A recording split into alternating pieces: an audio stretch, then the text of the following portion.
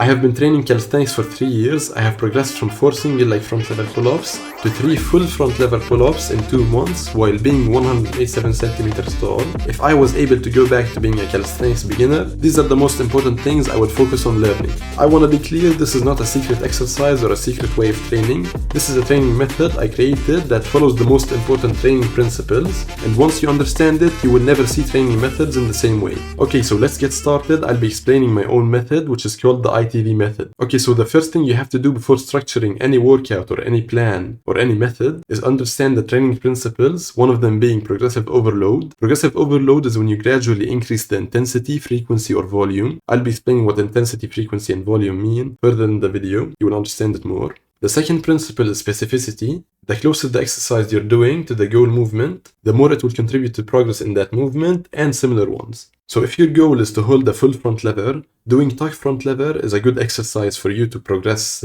towards the full front lever. But if you do advanced tuck front lever, which is in a closer angle to the full front lever, it's better for your progress for that movement. Basically, the closer you get to your goal movement, the more progress it will get you to that movement. So if you can put a light band and just open up more in the front lever, instead of doing tuck, you do advanced tuck, that would contribute more progress to your goal. So after understanding the training principles, you choose one push skill and one pull skill. So if you wanted to choose maybe like 5 push skills and 5 pull skills, that would be against the training principle, which is specificity, because you're going like splitting up your energy on 5 skills instead of 1, which is being more specific. So putting all your energy into one skill. Then after choosing one push skill and one pull skill, you train them from every aspect: intensity, technique, and volume. Now to train these skills from all aspects, intensity, technique, and volume, you have to understand what intensity, technique, and volume mean. Intensity means the amount of effort you put into each rep or each second of a hold, and focusing on technique is a way for you to have more control over a skill and minimize risk of injury. And volume is the amount of reps or seconds you do at a certain amount of effort. So if you would do advanced tuck front lever and you can only hold it for 5 seconds, to increase the volume and to have an exercise more focused on volume, you would go to an easier progression or use a band to increase that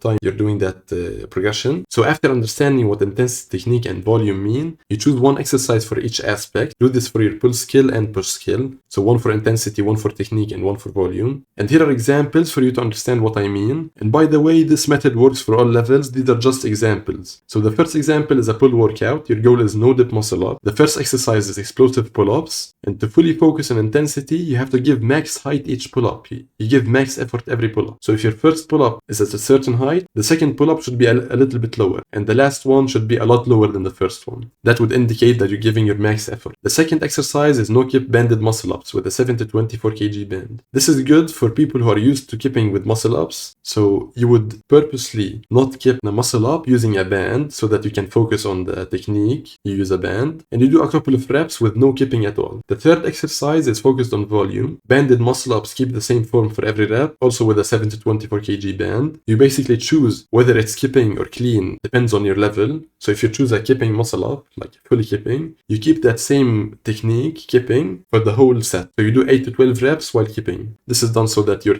body gets used to the movement. And the second example is a push workout where your goal is a handstand. The first exercise is focused on intensity. You do a chest to wall hold for 15 to 30 seconds. This is more on strength rather than balancing. There is no balance at all. You just put yourself as close as you can to the wall without falling, and you hold it there. The second exercise is focused on technique, which is back to wall balance, and you move one leg then the other. So you basically get up on the wall, kick up to the wall, you hold yourself with your legs on the wall, with your feet on the wall, touching the wall. Then you remove one leg, put it straight over your body, then move the other leg with it, and try to balance the handstand. And the third exercise is focused on volume. You do a back to wall handstand hold, focus on being as straight as possible. So you basically get up close with your hands to the wall and hold yourself as straight as possible, and hold that for a long time, basically high volume. And for anyone who wants a more detailed breakdown of the ITV method and access to a private Discord server where I'll personally help you implement the ITV method in your workouts, click the link in the description and get the ITV method program.